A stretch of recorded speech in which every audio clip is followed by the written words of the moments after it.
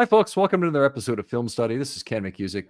We're here to continue our UFA series today, where guests come on, they pick one UFA they'd like to advocate for and why the Ravens need him for the 2025 season. Today, we have Shawn Schoolden, who's going to tell us why the Ravens need a certain player. Shawn, who's your guy? Matthew Judon. All right. Matthew Judon, obviously a lot of Ravens fans familiar with him. What need does he fill for the Ravens? Well, he fills an edge setter and a pass rusher and a game wrecker.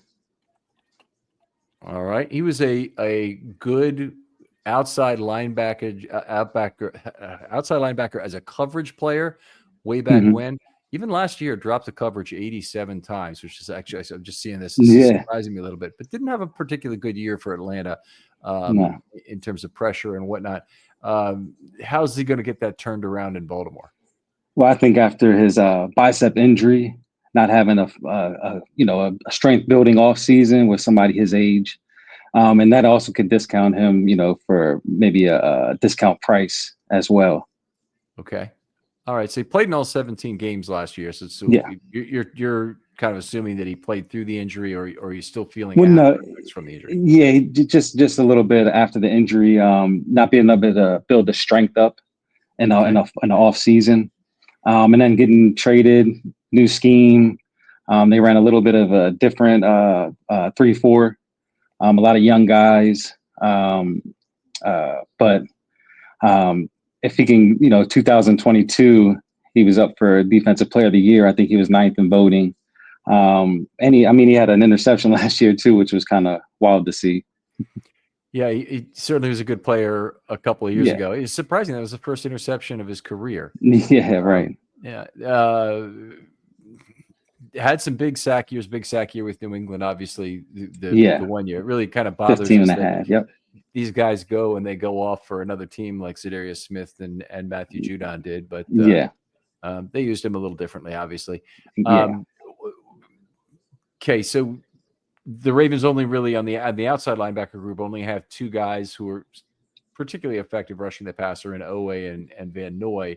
Right. So Tavius Robinson he'd still be on the team, obviously, and Matthew Judon just be a fourth rotational guy.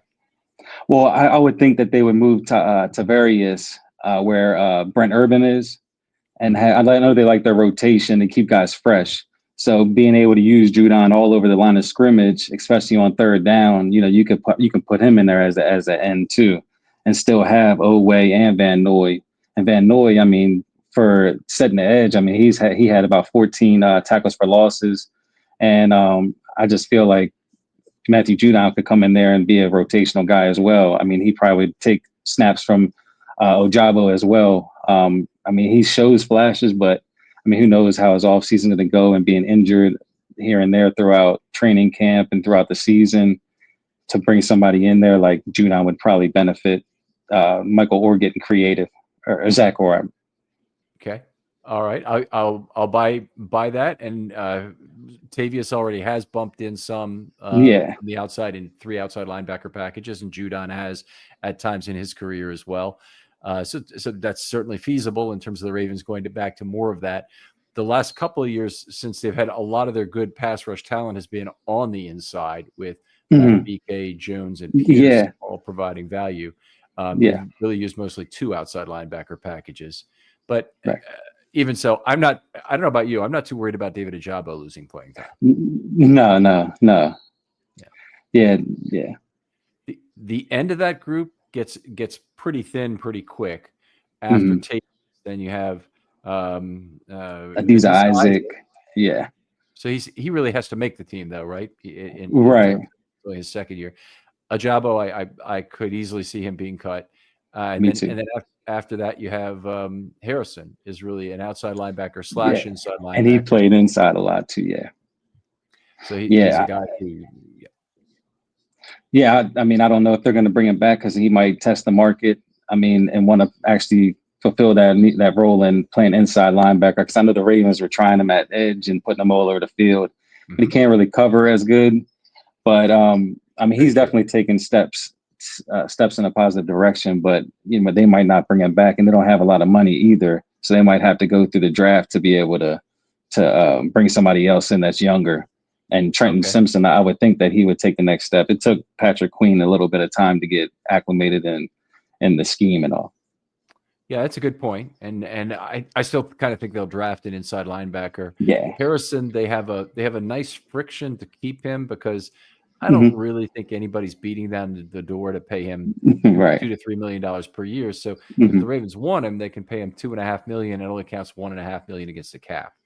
So that'd be kind of a advantage by him being a qualified veteran. But they do have two other guys they want to give that to, I think.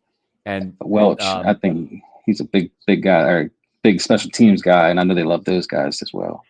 They love him, but didn't Welch leave the franchise for a year? Maybe I'm wrong about that. Maybe he didn't. He did. He did. And they signed him back. Yeah.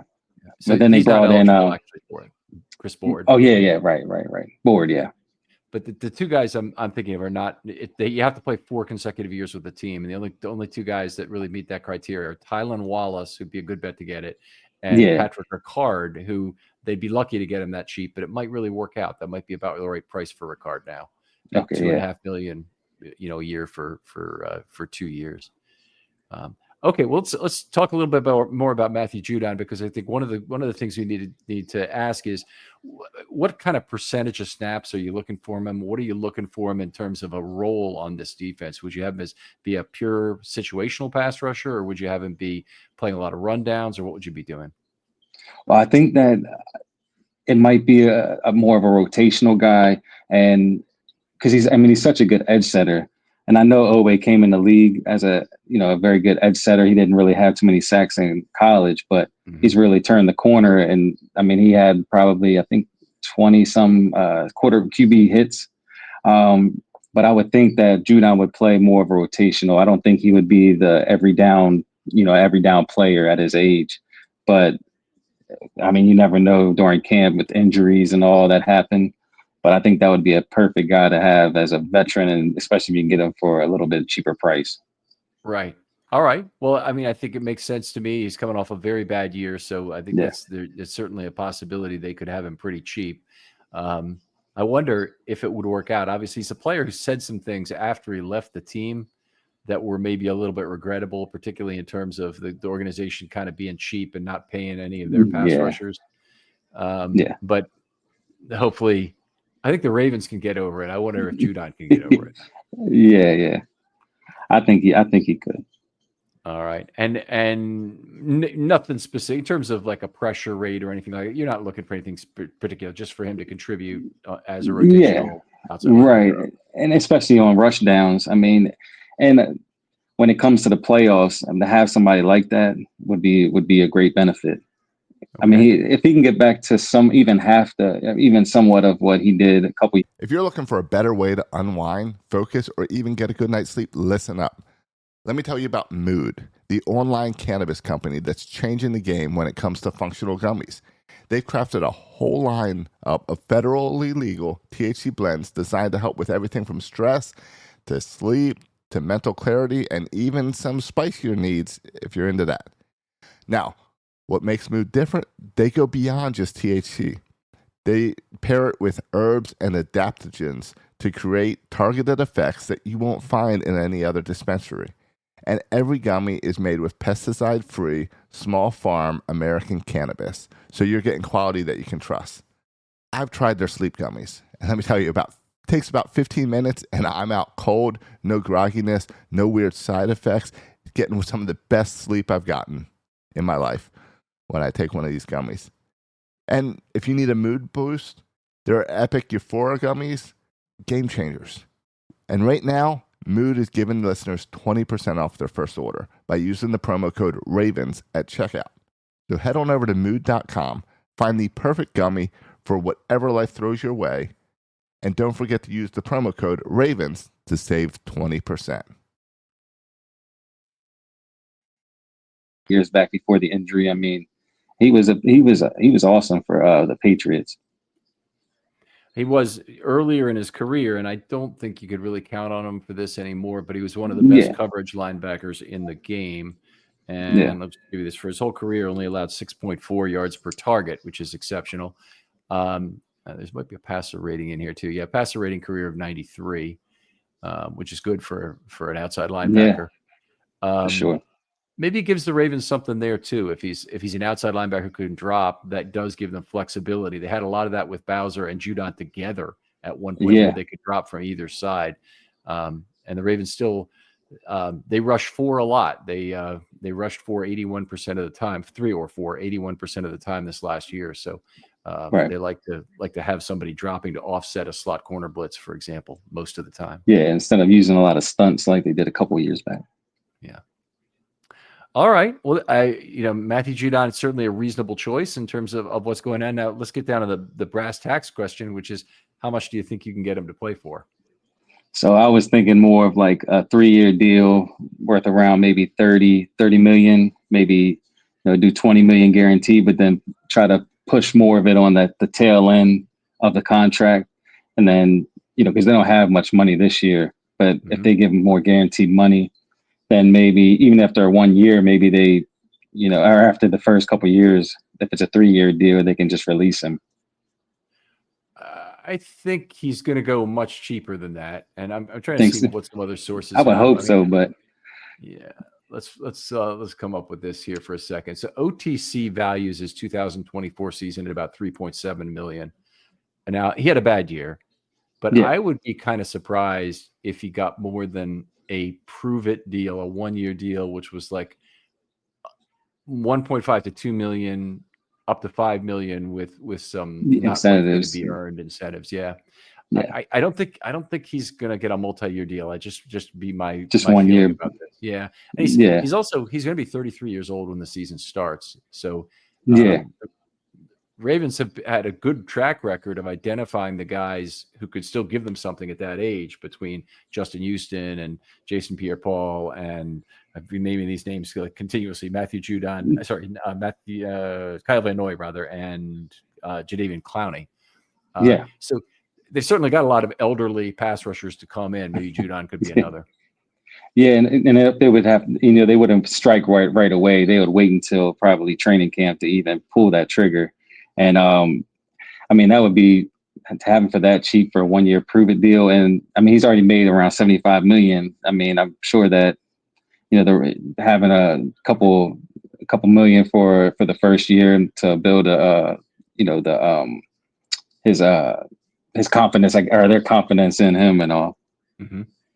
Yeah, I would see that as a reasonable possibility. All right, well, reasonable choice. I wonder where the Ravens have him on their scale of older pass rushers that they could bring in. He's probably there somewhere in their top 10 or so guys that they would like to have. Yeah. But knowing the system and whatnot, or aspects of the terminology probably still exist that were there when he was there. In fact, since it's Orr's thing, wasn't Judon a rookie in 2016 when Orr was actually still playing? So it could be that they grew up with similar terminology and whatnot that would be familiar. All right. Well, I think there's a lot of Ravens fans like you would love to see Matthew Judon come back at the right price. So I think that's an interesting call. Yeah. All right, any other comments about him before we move on, or any other comments about how he affects the defense in other ways? No, that's I don't know what they're going to do to. If they could get more money, I don't know if they strike a deal with Andrews or to free us more money, then they can go after somebody a little bit more younger. But how they've been doing things the past couple of years to get an old veteran in there for a little bit of cheaper price. Yeah, they have a few options, because some of their third-year players they can pull the trigger on now. But the big two to free up cap space are extending Lamar Jackson, and that, by the way, that's what that visit to Florida is about. Exactly. That's what that'll be. I did, yeah. And the besides, that's the big one, because it's a lot of dollars, particularly in extending Lamar Jackson. DaCosta may even put it to Lamar that, hey, we can keep Andrews, but the only way you can keep Andrews is if we extend you. They may even directly say that, and he may say, okay, I'll do a tack on 2 more years at 60 million or something, and we'll agree. Yeah. You still got to pay Kyle Hamilton too. There's a couple guys that need Washington, a couple guys that need to get paid. Linderbaum, likely, maybe Faalele. Linderbaum for sure, likely. A lot of people don't think Falele, but Falele would be probably pretty cheap right now if you pull the trigger. And next year he might not be. So it's kind of an optimal time to make that gamble. Yeah, and he's taking steps. I mean, even if, hopefully they can sign Stanley, but even if they have to move Rosengarten to the left, I mean, they would probably want to move him to right, depending on the draft. Mm-hmm. Yeah, he could end up back at tackle. That's for certain. He played better at guard, particularly in these last few games, and I'd like to see it. But anyway, and playing guard, you gotta it works on playing guard. You work on your footwork a lot more too. So. Oh, you think he might have improved as a tackle from playing guard? Yeah, it's possible, I suppose. His footwork is definitely not the strong part of his game. But towards the end of the season, I thought he was really using his arms better, and that's something that he's got great length. He's a guy who could play. He's not a bad lunger, but also just being more physical with the guy opposite instead of trying to play patty cake with them. It gets so frustrating with the guy for not finishing blocks. All right. Well, Shawn, really appreciate He's too big not to. Exactly. Great to have you on. Really appreciate you taking the time and being prepared for this discussion. Tell folks where they can talk football with you online if they want to. Oh, I'm just at Purple Sauce. I'm on there all the time. I'm trying to get myself getting into more of the podcast, but I haven't had the time or anything yet. All right. Well, fair enough, Shawn. I'm sure people can tag you in on something, and we can talk about how to get a conversation started after the episode on this particular topic. But Shawn, really appreciate having you on. Other folks out there, if you're interested in doing one of these UFA pieces, hit me up with a DM on Twitter. In particular, for the big names, you got to get in earlier rather than later. If you're hearing this for Shawn now, Shawn's episode is going to come a little later because Matthew Judon is not one of the big high money early signing names. I think you got it correctly that he's going to probably sign after the draft and not affect the comp formula. But you'll be hearing this probably sometime in mid-March. If your best bet is to have a lesser money free agent, obviously somebody who's still available at the time when you contact me. Yeah. Shawn, thanks again for coming on. Thank you so much. And we'll talk to you next time on Film Study. All right.